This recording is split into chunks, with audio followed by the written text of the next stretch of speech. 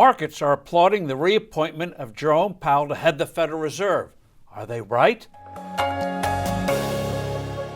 Hello, I'm Steve Forbes, and this is What's Ahead, where you get the insights you need to better navigate these turbulent times.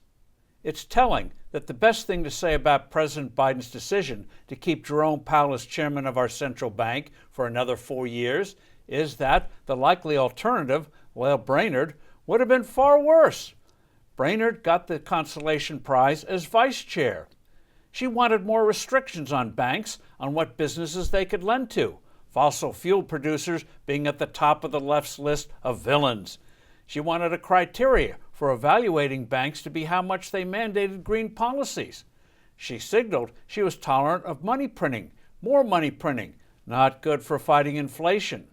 So the markets were relieved she isn't taking over the Fed. But don't break out the champagne. More inflation will likely be coming in 2022 and 2023. The Fed bears a major responsibility for part of the inflation people and businesses are experiencing today. Rising prices are not just the result of shortages and supply chain disruption from the pandemic lockdowns. The Fed was printing too much money even before we were hit by COVID-19. This year, its massive money printing has been temporarily negated by a gimmick called reverse repurchase agreements, whereby the Fed prints money by buying bonds with money it has created out of thin air, and then removing that new money by borrowing it back short term, often just overnight. By doing so, it helps fund most of Uncle Sam's deficits, and it keeps interest rates artificially low. Problem is, gimmicks, tricks, and distortions like this sooner or later break down, perhaps by some anticipated event or crisis that shakes market confidence.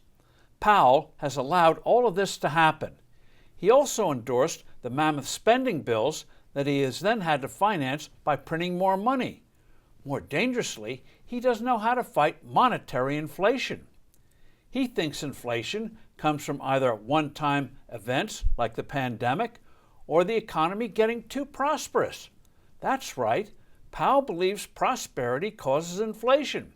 When people are doing well, he wants to create some unemployment to cool things off.